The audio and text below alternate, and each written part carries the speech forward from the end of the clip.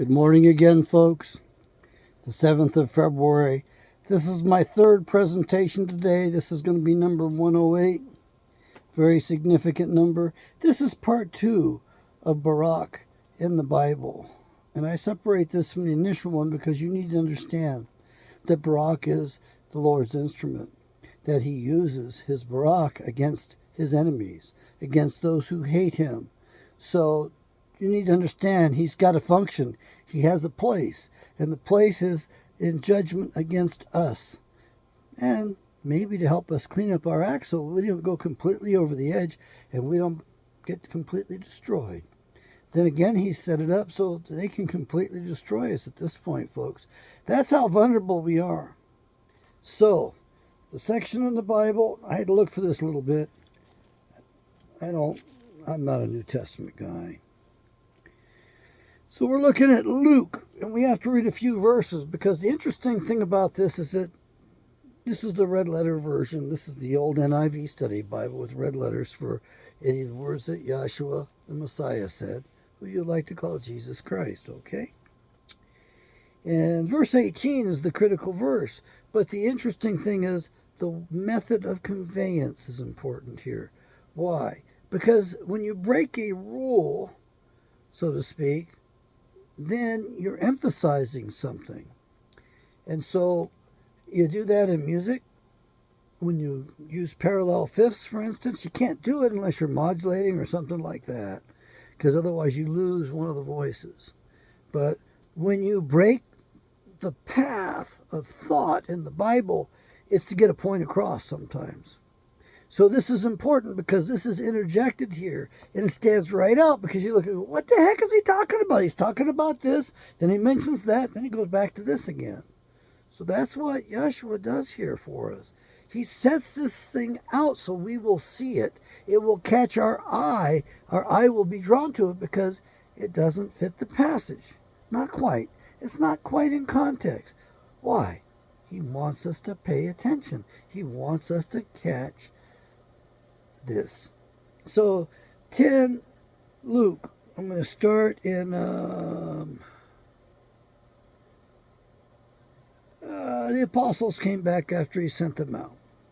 I'm going to start with verse 16, and I'm going to read through the end of verse 20, okay? And it's going to be right in the middle of it, and that's what we're looking for. 10:16, Luke. He who listens to you listens to me.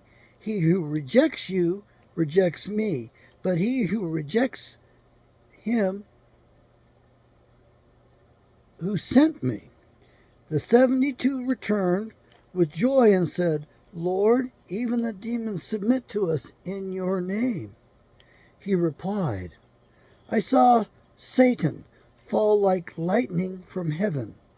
I have given you authority to trample on snakes and scorpions and to overcome all the power of the enemy. Nothing will harm you. However, do not rejoice that the spirits submit to you, but rejoice that your names are written in heaven. And in the middle of this, he says, I saw Satan fall like lightning from heaven. Satan fall like Barak from heaven. Cast out of heaven. So that's the key feature here, is that in the middle of this passage, Yahshua speaks up, pipes up and starts talking about lightning falling from heaven.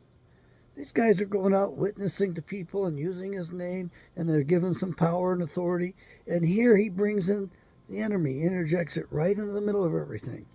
So here, the word lightning, I saw Satan fall like Barak from heaven.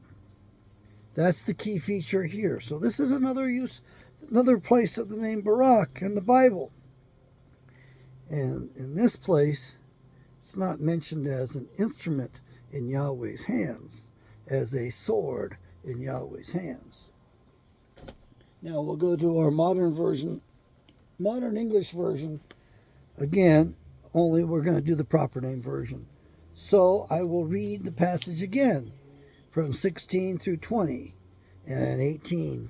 Tell me if it doesn't stand out to you. He that hears you hears me, and he that despises you despises me, and he that despises me despises him that sent me. And the 70 returned again with joy, saying, Lord, even the devils are subject to us through your name. And he said to them, I beheld Satan as lightning fall from heaven. Behold, I give you power to tread on serpents and scorpions, and over all the power of the enemy, and nothing shall by any means hurt you. Notwithstanding, in this rejoice not, that the spirits are subject to you, but rather rejoice, because your names are written in heaven. So here we have, I beheld Satan as Barak fall from heaven, as lightning fall from heaven.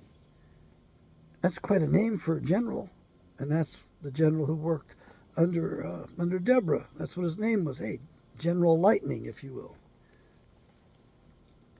So that's really real short. This is part 2 of Barak in the Bible. And I think this kind of exhausts it. I'm certain there's something more there. But I'm not pulling for it just offhand. In your reading, if you've pulled for anything referring to lightning or to Barak, that word in the Bible, put it in the comments below. I would love to get somebody enlightening me. I'm here to learn too.